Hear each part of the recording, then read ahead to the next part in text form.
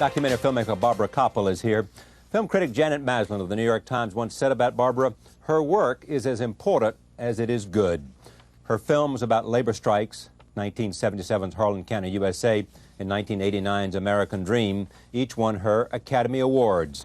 But her latest effort is about an entirely different subject. A look at the European tour of Woody Allen's jazz band. Here's a trailer for the film. In reality, are you ready? I'm lost. This whole trip between the fans and the responses and the places, it's the same photo, no? Joining me now, Barbara Kopple. Congratulations. Oh, thank you very much. It's great to be here with you. Great title, too. Well, it comes from a Louis Armstrong and Joseph Morton song. Why did you decide first, you, to do this after all the things that you and I have talked about before, whether it's labor strikes or Mike Tyson, all the kinds of things that have piqued your interest? Well, this is one that I didn't decide to do. I mean, I didn't wake up one morning and say, aha, I have to do this. Yes. A friend of mine from Chicago called. His name is Jim Stern. He's a really good theater producer. He did Bunny Bunny, and he did Diary of Anne Frank and Stomp. And he just called and he said, so, do you want to go on tour with Woody Allen? And I went, yeah, right. And he said, no, I'm very serious. It's 23 days, 18 different European cities. It's a jazz tour. Are you game? And I said, absolutely. I'll do it. Yeah, and then 2 days later, Letty Aronson, Woody's sister, who's also one of the stars of the film, called and said, you want to meet Woody? And I said, sure, why not? And I went over to Woody's, and the two of us sat and talked like we're talking now. And for 30 minutes, he did not mention the tour once. Not a word. He's talking about, we had a friend in common, David Blaine, who's a great magician, and, you know, philosophy. I mean, we may even talked about the weather. And finally, all this time elapsed, and I figured, I have to say something. So I said, Woody, are you looking forward to going on this tour? And suddenly, he woke up, and he said, I don't want to go. I said, what do you mean you don't want to go? He said, it was planned 2 years ago. He said, there are too many dates. I don't want to go. I'm going to cities I've never gone to in my life. And I knew it was going to be fun from that moment. Now, why did you know from what he said there? Oh, because I figured this is not going to be a dull guy. Okay. This is going to be a guy that's going to expose it all, and I'm going to do my best to get to see it. And did it turn out that way for you? Absolutely. I had total access to do whatever I wanted. I had a wireless microphone on him all the time. We were with him 16 to 18 hours a day and ready to roll at a moment. The DP, Tom Hurwitz, who also won a cinematography award at Sundance, he has worked with me on all my films, and we have this secret language. When I do this on his shoulder, it means roll, and when I do this, it means cut, and we're always ready to go. Now, when would you give him a cut? When it's just boring and you don't want it and you think you're just eating we have film? enough. We have enough. So what did you come away with that you didn't know going in about him? A lot. One of the big things is that Woody, when he's in control, is like a guy of steel. He's a very habitual person. He loves to walk the streets of New York. He loves to practice his clarinet. He likes to read. He likes to have fabulous dinners. And when you take him out of his very safe, protected environment, he becomes very fragile. And he was going to cities he had never gone to before. He didn't know who would be around the corner. Paparazzi, fans, sometimes the architecture freaked him out, like in Bologna, because he likes wide open spaces, and closed-in spaces make him really nervous. So you knew that about him. What about what makes him tick and what drives his artistry? Well, Woody Allen is a perfectionist, and he would never have gone on this tour unless he thought he could play music very well. Sometimes he'll say things like, oh, well, I'm not very good, and sometimes I see that as Woody being an optimist in drag. But he is good, and when you watch him play, for example, it's as if he plays with sheer abandon, and he just loses himself in his music, and he looks so young while he's playing. Did he teach you anything about filmmaking? No.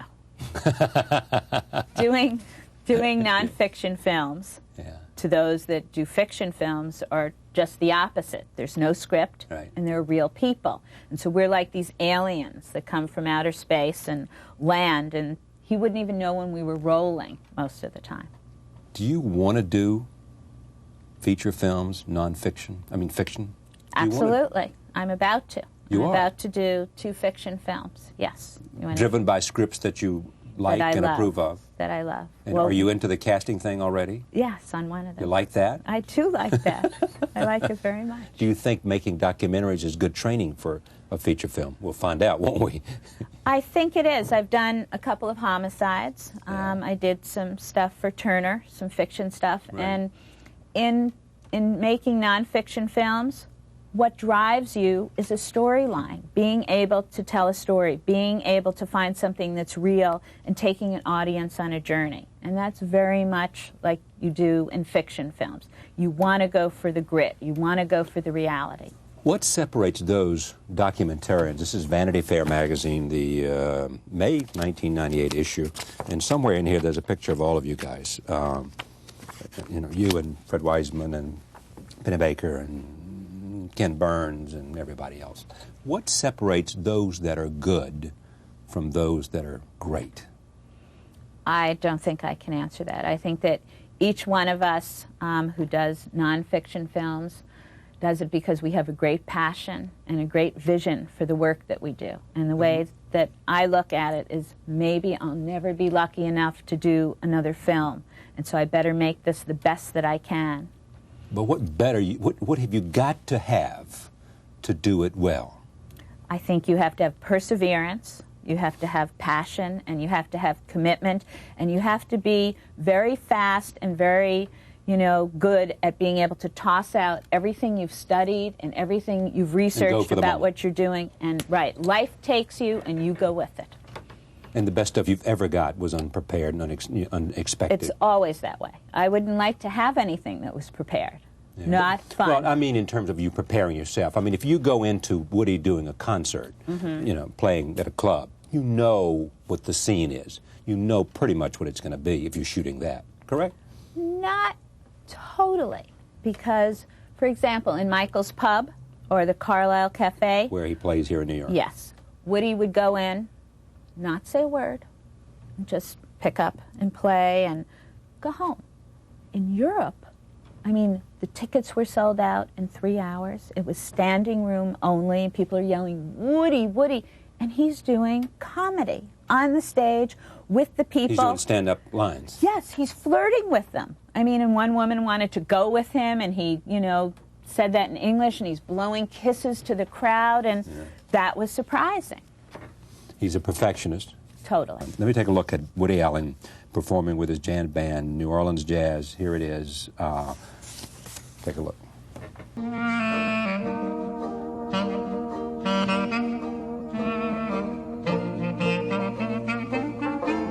Why does he do this, the music? He loves it. He's been playing since he's been 15. He practices every day. He loves it. It lets him escape. He doesn't have to think about anything. He just lets himself go. He says in the film, it's something that's not cerebral. I can just get into it and move with it. It's all emotional, instinctive, and has a flow that absolutely builds on its own time. Yes, yeah. And for Woody Allen, that doesn't happen very often because he is so cerebral. He is so internal. One more clip. This is a hotel in Bologna. Set this up. This is where the crowd's gathered outside.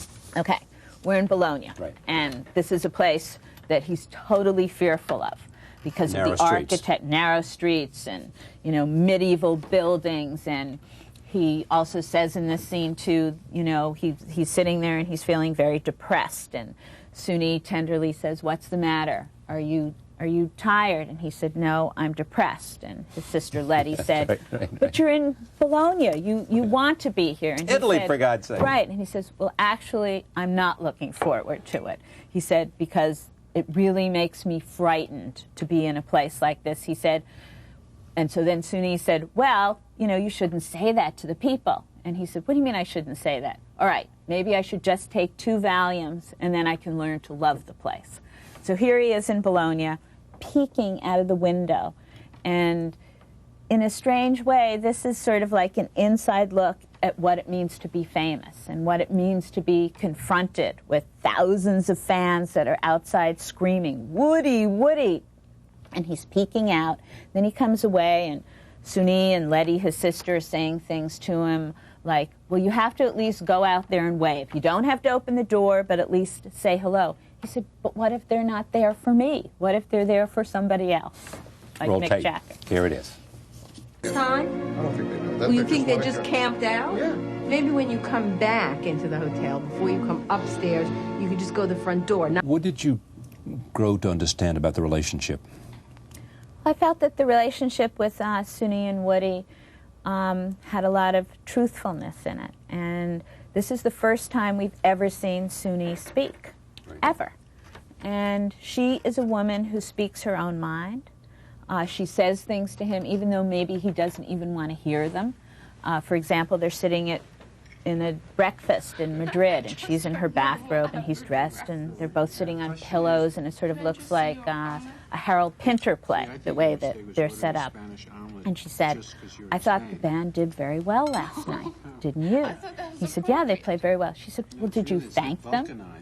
And he said, well, I think I did. And then she said, well, a compliment is always nice.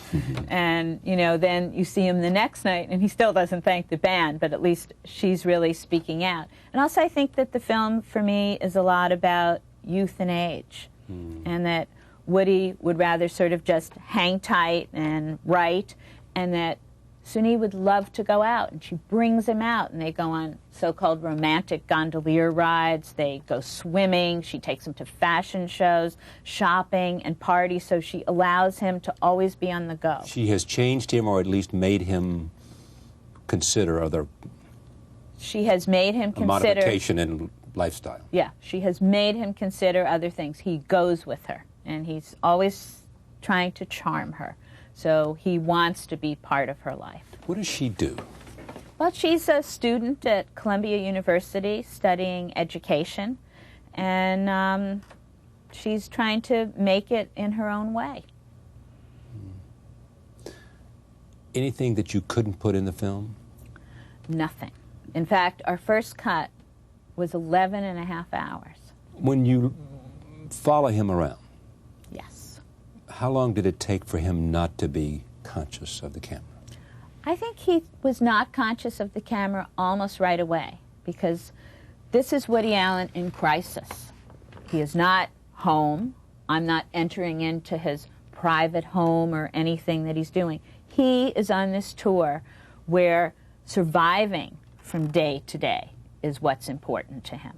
And so he just totally forgot about us. Surviving is what's important? Absolutely. Getting through the day in a strange city. Yeah. You know, how is he going to do his laundry? Where is he going to eat? You know, what's this town like? What's in store for him? What strangers does he have to confront? This is what he's going through, because every single day we're in a different city. He loves Venice and Paris. He loves Venice and Paris, yes. But he forgot about us. I mean, we were just always there. We became like part of the family. And because he had a wireless mic on, he wouldn't even really know when we were rolling. Do you want, for example, to be walking down, say, alongside the Seine, talking to him and just having a conversation? No, I would never want to walk down and talk to him. The Why way not? that I try to make my films is so that you, the audience, forget that there's a camera. And it's as if you're experiencing life from his point of view. It's as if you're seeing life unfold. And that's what's totally important to Then me. how do you get him to respond to the things that you care about inquiring about? In this film, I would ask questions Off camera occasionally. and let him... Yes. And I used Letty, his sister, as a foil and would whisper in her ear things I wanted her to ask him. So that was how I got around. Wildman Blues, the story of Woody Allen on tour. Vanity Fair has a whole story about documentarians, some of the people that bring to you cinema verite at its best. Thank you very much. Oh, well, thank you so much. It's been a pleasure. Always. Back in a moment. Stay with us.